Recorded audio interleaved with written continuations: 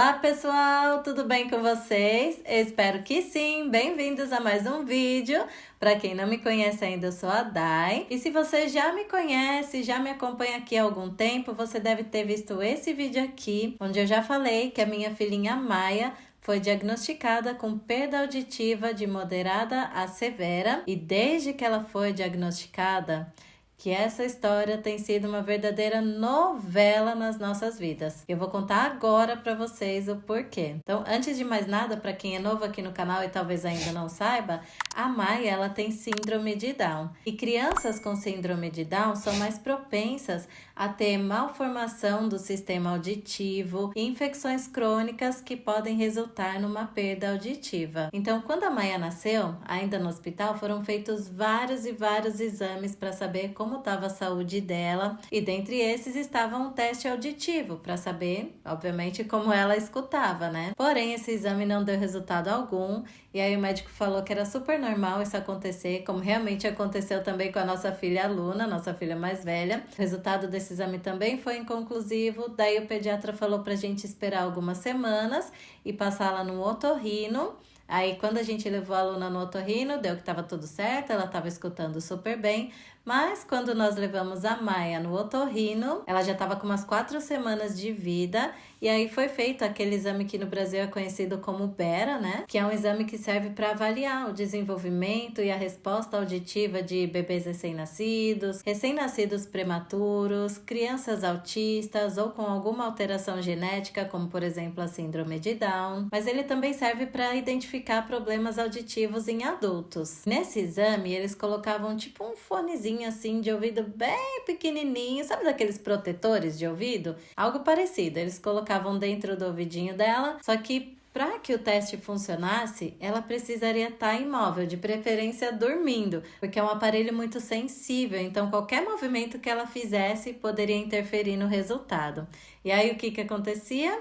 Quando eles colocavam um negocinho no ouvido da Maia, ela chorava, se mexia muito, ficava super inquieta, irritada, porque acho que talvez pelo ouvidinho dela ser tão pequenininho, acabava doendo, machucando quando eles empurravam, né? Então ela realmente não gostava e acabou que não deu certo de fazer o exame. Daí o médico falou, ok, então vamos tentar fazer um exame assim mais ocular, né, que eu vou fazer. Ele pegou uma campainha que faz um trim, tipo um telefone antigo, sabe? E aí colocou do lado do ouvidinho dela pra ver se ela tinha alguma reação. E era bem alta essa campainha, mas ainda assim a Maia meio que nem tchum pro barulho. Então ele falou que nós deveríamos observar a partir daquele dia como ela reagiria aos sons do dia a dia que aconteceriam em volta dela, e também para nós marcarmos de fazer esse exame novamente no hospital na cidade de Karlsruhe, porque segundo ele é um hospital que tem equipamentos mais modernos. E aí a gente foi e marcou para fazer esse exame lá. Então no dia 24 de fevereiro de 2020, quando a Maia estava com 4 meses de vida, nós a levamos nesse hospital. Primeiro ela teve que passar com o otorrino do hospital, e aí essa otorrino examinou o ouvidinho dela e constatou que o canal auditivo dela era muito estreito e que não era possível enxergar o tímpano de tão estreitinho que era o ouvidinho dela, o que é super comum em crianças com síndrome de Down. Mas até aí tudo bem. Então ela encaminhou a Maia para fazer o teste de audiometria. Nesse exame eu fui fazer com a Maia, né? Então eu sentei numa cadeira, a Maia sentou no meu colo, dentro de uma sala com isolamento acústico. E esse exame, ele pode ser feito tanto com fones de ouvido, como sem os fones de ouvido, que aí é o que eles chamam de campo livre. E foi assim que eles fizeram com a Maia, sem fone de ouvido. E na nossa frente tinha várias caixas de som, né? E aí a pessoa que estava fazendo a avaliação, ela soltava, em cada caixa de som ela ia soltando um som diferente. Uma caixa era um tambor de bateria, outra era tipo um grilo, sabe? Vários sonzinhos diferentes para ver qual seria a reação da Maia, se ela ia olhar em direção ao som, se ela ia se assustar, o que ia acontecer. E o resultado foi que ela demorava um pouquinho para responder a sons de até 60 decibéis do lado esquerdo. Tentaram fazer o Bera novamente, mas a Maia não ficava quieta, não dormia, e aí eles falaram pra gente ficar lá no corredor, tentar dar um leite pra ela, ficar ninando, tentar fazer ela dormir, mas gente, nada no mundo fazia essa criança dormir. Uma coisa que eu não entendi muito bem é que no Brasil, pelo que pessoas da área me falaram, eles podem dar a opção de sedar a criança. E aqui nesse hospital, em momento algum, eles levantaram essa hipótese. E como a gente ainda não conhecia nada sobre o exame, a gente não sabia que havia essa hipótese de sedar, senão a gente também tinha perguntado, né? E acabou que a gente saiu de lá sem fazer o exame, porque a Maia não dormiu e não funcionou para fazer o exame. E aí no dia 7 de maio de 2020, lá vamos nós de novo nesse hospital para tentar fazer mais uma vez esse exame na Maia. Dessa vez, aparentemente os exames funcionaram. E o resultado foi que do ouvido esquerdo, a Maia só escutava sons a partir de 60 decibéis e do ouvido direito a partir de 50 decibéis. Então aí é que ela foi diagnosticada com perda auditiva de moderada a severa e foi nos aconselhado a comprar um aparelho auditivo para colocar nela. Até aí, tudo bem. Mesmo Florian e eu sentindo no nosso coração que a Maia não tinha problema auditivo, a gente sentia muito que ela escutava bem, porque eu tinha certeza absoluta de que a Maia escutava bem. Porque ela sempre reagia aos mais diversos sons que aconteciam aqui dentro de casa. Nosso cachorro latia, ela se assustava. Se ela estivesse no meu colo e eu erguesse um pouquinho o som da minha voz, ela se assustava, ela não podia ouvir a Luna chorar, que ela chorava também. Às vezes, mesmo que a Luna estivesse no quarto dela, com a porta fechada, e a Maia estivesse lá no outro quarto dela, com a porta fechada também, ela escutava a voz da Luna e ela ficava assim procurando. Às vezes ela parava de mamar para procurar onde é que estava a voz da Luna que ela estava escutando. Eu cantava música pra ela, ela ficava super concentrada me vendo cantar. Quando ela escutava a música, ela dançava no mesmo ritmo da música e eu ficava pensando, meu Deus do céu, como que pode ela ser surda desse jeito? Não é que eu não queira aceitar, gente, sim, porque realmente não parecia que ela não escutava. Quem somos nós para contrariar o que médicos e exames constataram, né? Então a gente super aceitou que ela tinha essa surdez, tanto que a gente foi rapidamente solicitar esse aparelho auditivo. No Brasil, geralmente é o próprio fonoaudiólogo que está lá cuidando do caso da criança que coloca o aparelho nela. Mas aqui na Alemanha não, a gente tem que ir num lugar que é tipo uma loja de aparelhos auditivos. Lá tem um profissional chamado Hörgeräteakustikerin. Não sei como seria a tradução exata em português, mas o Google Tradutor, quando eu fui procurar, ele traduziu como profissional de saúde auditiva. E o Florian disse que ela é tipo uma técnica que entende de aparelhos auditivos, mas ela não é médica nem fonoaudióloga. Enfim, chegando lá, ela colocou esse aparelhinho na Maia, que vai aparecer aqui nessa foto. É aquele aparelhinho que vai dentro do ouvidinho e tem aquele negocinho aqui atrás, né? E aí ela ofereceu vários aparelhinhos pro Florian. Eu digo pro Florian porque eu não fui nesse dia, porque nós já havíamos entrado na pandemia, já estávamos em lockdown aqui na Alemanha, mas alguns comércios essenciais estavam funcionando e esse era um deles.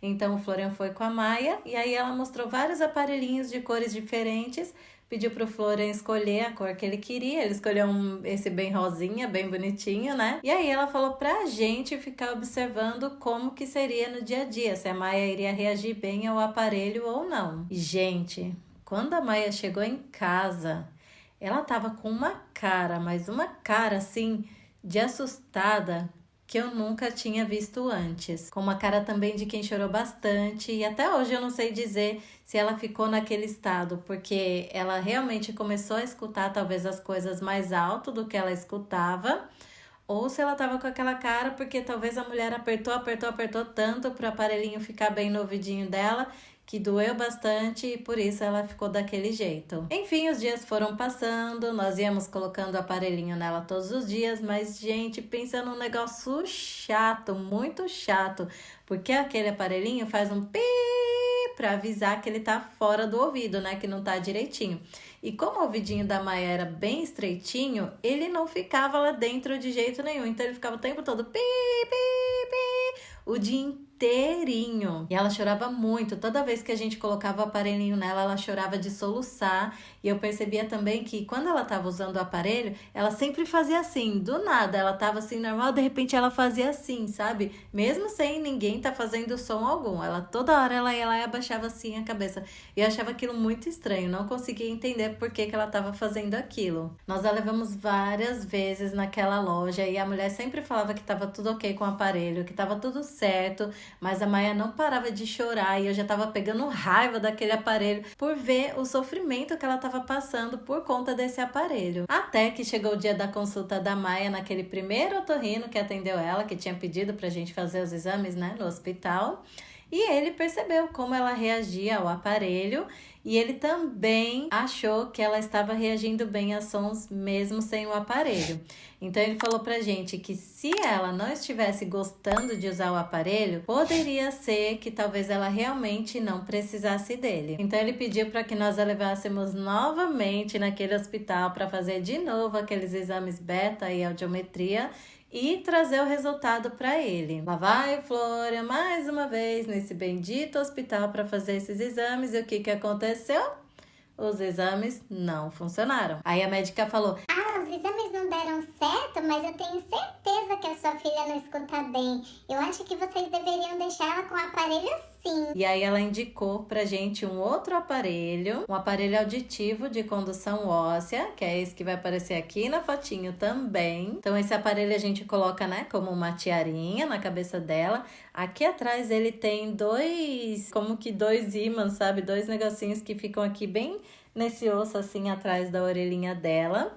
E aqui em cima tem 2 microfones. Então, conforme a gente fala, esses negocinhos que tem aqui, eles vibram de uma forma bem leve, que o bebê nem sente. E aí, essas vibrações, elas enviam sinais para o ouvido interno. Então, dessa forma, o bebê ou a pessoa que usa esse aparelho consegue escutar melhor as coisas. Então, lá fomos nós encomendar mais esse aparelho. Ele demorou muitas semanas para chegar, porque ele vem da Áustria, ele não é produzido aqui na Alemanha. E aí, como vocês puderam ver, esse aparelho ficou a coisa mais fofa da vida na Maia. Mas calma, que nossa novela ainda não acabou por aí. Vou contar para vocês ainda por que hoje em dia ela não tá usando o aparelho. Esse aparelho, ela já aceitou com muito mais facilidade, não reclamou nem um pouquinho dele. Então, nós ficamos bem mais aliviados, mas ainda assim nós não conseguimos perceber nenhuma diferença entre ela escutar com o aparelho e sem o aparelho. E aquela voz continuava aqui no meu coração ainda falando que eu tinha certeza que ela escutava bem. Até que eu resolvi intimar o Florian. Eu falei para ele que eu queria que ele procurasse um outro hospital que pudesse fazer esses exames, porque eu queria ter certeza mais do que absoluta. Eu queria muito uma segunda opinião. Nesse caso, na verdade, seria uma terceira opinião, né? Porque tinha a opinião do primeiro médico que atendeu, que era achava que ela precisava, mas também achava que não precisava. Tinha a opinião dessa médica do hospital, que tinha certeza absoluta que ela era surda e que ela precisava do aparelho.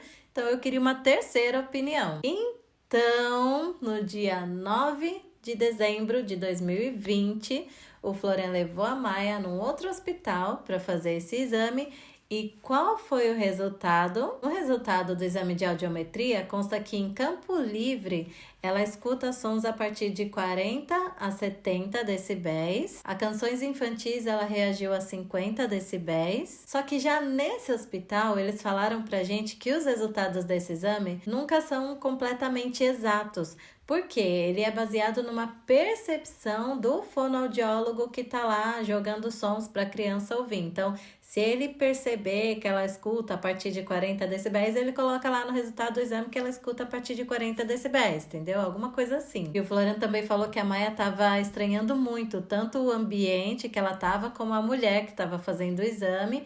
E aí, por isso, ela nem estava prestando muita atenção em nada que acontecia em volta dela. Ela ficava meio assim, com um medinho, sabe? Ela tá com essa mania agora. Sempre que ela estranha alguma coisa, ela põe a mãozinha assim na cabeça e fica assim. Muito fofinha. Então, eles disseram que se ela estivesse mais tranquila, mais atenta, ela com certeza teria respondido melhor aos sons. Agora, quanto ao Bera, que é aquele exame que ela teria que estar dormindo, né, ou o mais quieta possível para fazer, continuou não dando certo lá, porque ela ficou inquieta na hora de fazer. E aí, já nesse hospital, a médica deu a opção de sedar a Maia. Ela falou assim que naquele dia não dava para fazer, mas que se a gente quisesse, a gente poderia marcar o exame para 3 meses depois. E aí, dessa vez, eles fariam com sedação para poder ter uma resposta um pouco melhor, um resultado melhor do exame. Então, a conclusão dessa médica desse hospital foi que a Maia escuta bem sim, tanto com aparelho como sem aparelho. E aí ela falou que se a gente quisesse, só para desencargo de consciência, a gente poderia deixar a Maia usando o aparelho até o dia daquele exame com a sedação, que mal não iria fazer a ela. Então, só para garantir que ela estaria escutando bem, pelo menos nesse período. Mas como a Maia tem demonstrado cada dia mais que escuta sim muito bem, ela não só dança, como ela também já tá tentando falar, tentando cantar. É muito fofinha, gente, só vocês vendo. Quem não viu ainda, me segue lá no Insta, gente. Vocês têm que me seguir lá, porque lá tem vários vídeos e stories fofinhos que eu faço todos os dias, mostrando a Maia tentando falar, tentando ensinar a Maia a falar mamãe. Ela não fala mamãe, eu falo, fala mamãe. Ela, papá. Eu, mamãe, papá. Só vocês vendo, é muito engraçado. Então, por conta disso, a gente preferiu deixá-la mesmo sem o aparelho. E a gente tá com a consciência muito tranquila quanto a isso.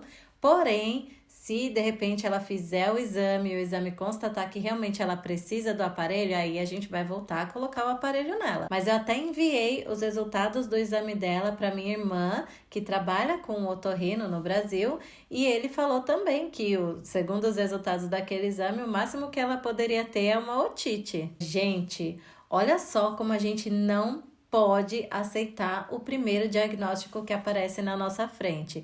Se fosse pelo Florian, ele é super conformado com tudo, sabe? Ele não teria ido atrás de segunda opinião, nem de terceira opinião.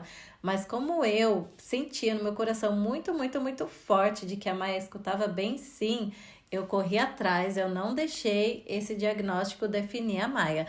Por quê? O que acontece? Os médicos veem que a criança tem síndrome de Down, daí já tem uma tendência a ter aquele problema, a ser surdo, sei lá mais o quê. Então, eles falam, a criança é assim, então ela tem isso mesmo. Então, por isso que essa médica, ela batia o pé mesmo, os resultados dos exames sendo inconclusivos, ela batia o pé, falando que sim, que a Maia tinha problema, que ela era surda e que a gente tinha que deixar o aparelho nela. Agora, olha se eu tivesse escutado essa médica e não tivesse procurado uma outra opinião. Nunca deixem que seus filhos sejam rotulados. Não é só porque eles têm tendência a ter certo problema de saúde que eles vão ter. Existem muitos médicos, sim, que amam o que fazem, que vivem a profissão deles, que realmente estão dispostos e com vontade de ajudar, mas infelizmente também existem médicos que têm bastante indiferença, que não querem saber de nos ajudar, como é no caso de muitos médicos aqui na Alemanha, pelo que eu percebi. Sempre procurem observar e ter essa conexão com o filho de vocês, observar bem o comportamento deles, e se você sentir no seu coração que seu filho não tem determinado problema e o médico estiver dizendo que ele tem aquele determinado problema, procure uma segunda, terceira, até quarta opinião, até você encontrar uma resposta que realmente vai acalmar o seu coração. Eu espero que vocês tenham gostado desse vídeo, que vocês tenham ficado felizes em saber que sim, a Maia escuta bem até o momento, né? Ela não tá precisando mesmo do aparelho auditivo. Mas se precisar algum dia, lógico que eu vou colocar nela sem problema nenhum, mas eu quero ter a certeza no meu coração de que ela realmente precisa. A gente se vê no próximo vídeo. Beijos, tschüss und weg!